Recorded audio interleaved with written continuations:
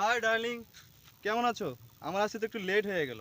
I am extremely sorry for late. এখন তোমার late, আমি আধা ঘন্টা থেকে এখানে বসে আছি, তোমার আসার কোনো নামগন্ধ নাই।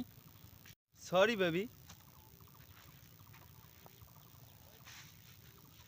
Sorry sorry. রাখো তোমার সরি। আচ্ছা বলো তো, এইভাবে লুকিয়ে কতদিন প্রেম করা যায়? আচ্ছা তুমি কি আমাকে আসলেই ভালোবাসো না কি? বিয়ে করবে কবে বলো তো? আর কিছুটা দিন সময় দাও, আমার পড়াশোনাটা শেষ হোক, একটা চাকরি বাকরি করি, তারপর না হয় বিয়ে করলাম। না না, আমার দ্বারা তোমাকে সময় দেওয়া সম্ভব না। বাবা আমার বিয়ে ঠিক করে ফেলেছে। তাহলে তুমি যদি আমাকে বিয়ে করো আজকের মধ্যেই করতে হবে, না হলে কিন্তু আর হবে না। তাহলে কিন্তু আজকে থেকে আর ব্রেকআপ। না না, শোনা, এরকম তুমি করো না। তুমি এরকম করলে আমি তো বাঁচবো না। আমাকে পাইতে চাও তাহলে আজকের মধ্যেই কিন্তু বিয়ে করতে হবে, না হলে আমি আর পারতেছি না।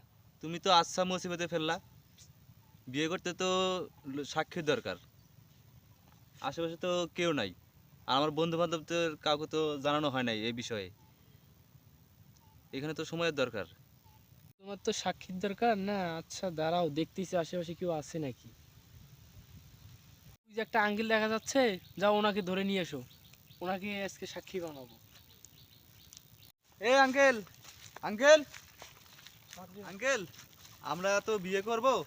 আমরা একটা সাক্ষী খুঁজছি, সাক্ষী তো খুঁজে পাচ্ছি না। আপনি কি আমাদের সাক্ষী দিবেন? বাবা জামাই, কি করলে তুমি বিয়ে করবা?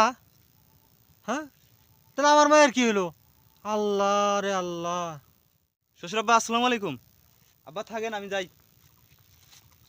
কি ব্যাপার জামাই, তুমি বিয়ের কথা কইলে বিয়ে করবে?